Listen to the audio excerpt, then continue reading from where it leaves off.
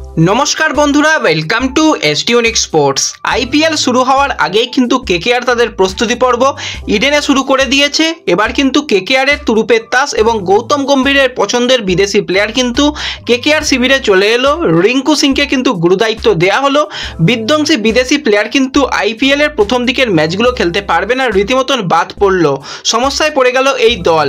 সমস্ত নিয়েই কিন্তু আমরা আলোচনা করব এই ভিডিওতে, তাই ভিডিওটা শুরু থেকে শেষ পর্যন্ত দেখার অনুরোধ করলাম। আর ভিডিও ভালো লাগলে ভিডিওতে লাইক দিয়ে চ্যানেলটাকে সাবস্ক্রাইব করে নিও। আর যারা ফেসবুক পেজ থেকে ভিডিও দেখছো মনে করে ফেসবুক পেজটাকে ফলো করে নিও, তাহলে তোমাদের প্রিয় দলের খেলার সমস্ত লেটেস্ট আপডেট তোমরা এখানে পেয়ে যাবে। তো চলো আর দেরি না করে ভিডিও শুরু করা যাক। প্রথমেই যদি আমরা কেকেআর দলের প্রস্তুতি পর্ব নিয়ে কথা বলি, তো কাল থেকেই কিন্তু ইডেনে প্রস্তুতি পর্ব শুরু হয়ে গেছে। সেখানে আমরা দেখলাম রিঙ্কু সিং, নীতিশ রানারা রীতিমতন কিন্তু পিচকে এক প্রকার পুজো করলো, উইকেটকে পুজো করেই কিন্তু অনুশীলন শুরু করে দিয়েছে। এবং অনুশীলনে বিধ্বংসী মেজাজে ব্যাট করতে দেখা গেছে প্রথম দিনেই কিন্তু রিঙ্কু সিংকে।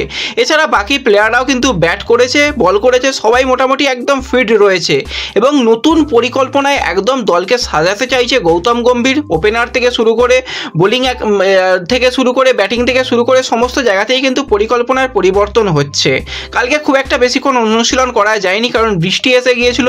বৃষ্টির কারণে পুরো অনুশীলন কমপ্লিট হয়নি। আজকে থেকে কিন্তু আবারও জোর কদমে অনুশীলন চলছে এখন বর্তমানে, আমি যখন ভিডিওটা বানাচ্ছি। এবং আজকে যেটা তোমাদের বলেছিলাম যে আজকে সকালেই চলে আসবে কেকেআর দলের নির্ভরযোগ্য দুজন বিদেশি প্লেয়ার রাসেল এবং সুনীল নারিন, সেই মতোই কিন্তু তারা কলকাতায় চলে এসেছে এবং আজকে থেকেই তারা প্রথম অনুশীলন শুরু করে দিল। সেখানে আমরা সুনীল নারিনকে কিন্তু প্রথম দিনের অনুশীলনেই বল করতে দেখতে পেলাম। প্রথম দিনে এসেই একদম বল করতে শুরু করে দিয়েছে। এবং তোমাদের যেরকমটা জানিয়েছিলাম, বোলিং কোচ কিন্তু কেকেআর দলে পরিবর্তন হয়েছে। তো বোলিং কোচ যেরকমভাবে সুনীল নারিন চেয়েছিল সেই রকমভাবেই কিন্তু বোলিং কোচকে নিয়ে প্রথম দিনেই অনুশীলন শুরু করে দিল।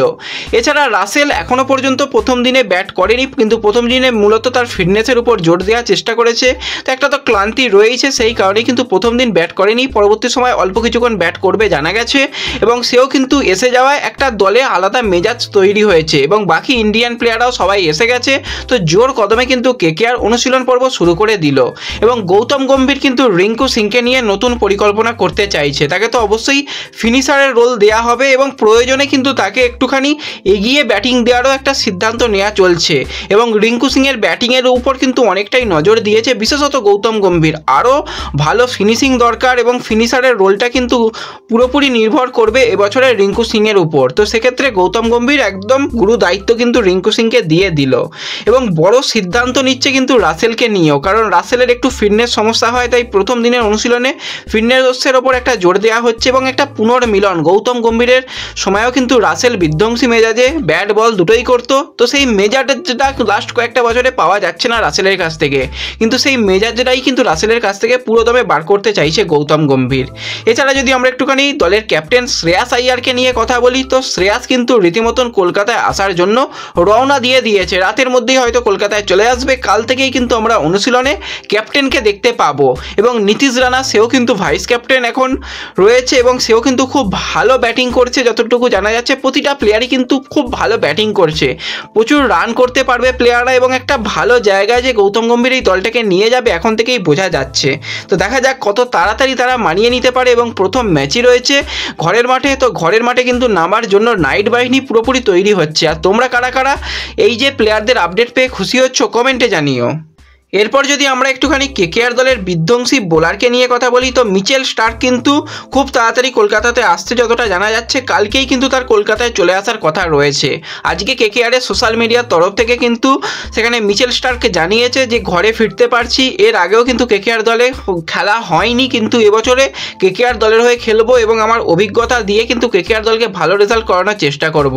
এবং গৌতম গম্ভীরের প্রশংসাও করেছে। গম্ভীর যেরকমভাবে পরিকল্পনা করেছে সেই পরিকল্পনায় কিন্তু রীতিমতন মিচেল স্টার্ক খুবই খুশি এবং সে খুব তাড়াতাড়ি আসতে চলেছে। কালকে কিন্তু ক্যাপ্টেন এবং তার সঙ্গে মিচেল স্টার্ক দুজনকেই কিন্তু আমরা প্র্যাকটিসে দেখতে পাবো, এরকমটাই আমরা আশা করতে পারি।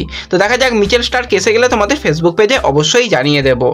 এরপর যদি আমরা সরাসরি চলে আসি একটুখানি সিএসকের দিকে, তো সিএসকে শিবিরে কিন্তু আরেকটু বড় ধাক্কা এসে গেল। এর আগে আমরা দেখেছিলাম কনওয়ে ইনজুরির কারণে কিন্তু বেশ কিছু ম্যাচ সে খেলতে পারবে না, বিশেষত প্রথম দিকের অনেকগুলো ম্যাচই কিন্তু মিস করতে পারে কনওয়ে। তারপর কিন্তু আরও একটা বড় ধাক্কা এসেছে সিএসকে শিবিরে। সেখানে মাথিসা পাথিরানা, তো শ্রীলঙ্কান এই ফাস্ট বোলার কিন্তু সে ইনজুরি পেয়েছে এবং ইনজুরির কারণে প্রথম দিকে কয়েকটা ম্যাচ কিন্তু সে মিস করবে। এবং গত আইপিএলে যদি আমরা পারফরমেন্স নিয়ে কথা বলি, আইপিএলে 14টা ম্যাচ খেলে নিয়েছে, সেখানে কিন্তু 21টা উইকেট নিয়েছে। তো ধোনির নির্ভরযোগ্য একজন বোলার কিন্তু এই পাথিরানা। তো পাথিরানা ছিটকে যাওয়ায় কিন্তু একটু হলেও চাপ হয়ে গেল। তবুও সিএসকের খুব একটা অসুবিধা হবে না, কারণ তাদের দলে অনেক ইন্ডিয়ান ফাস্ট বোলার রয়েছে এবং এক্সপিরিয়েন্স বোলার রয়েছে। সেখানে দীপক চাহার, মুকেশকে কিন্তু আমরা একসাথে দেখতে পাবো। তো মোটামুটি সিএসকেও কিন্তু প্রস্তুত হয়ে যাচ্ছে। প্রথম ম্যাচই রয়েছে সিএসকের, তো ঘরের মাঠে কিন্তু তারা প্রস্তুতি নিচ্ছে। এবং ঋতুরাজের সঙ্গে কিন্তু একটা নতুন জুটি আমরা দেখতে পেলাম, ঋতুরাজ এবং ধোনি একসাথে কিন্তু নেটে ব্যাটিং করছে। তো এবছরে কিন্তু সিএসকেও বেশ কিছু চমক দেখাবে আমরা বুঝতে পারছি। আর তোমরা কারা কারা সিএসকের আপডেট পেতে চাও বা আরসিবির আপডেট জানতে চাও কমেন্টে জানিও, তাহলে সমস্ত দলের আপডেট তোমাদের শেয়ার করে নেব।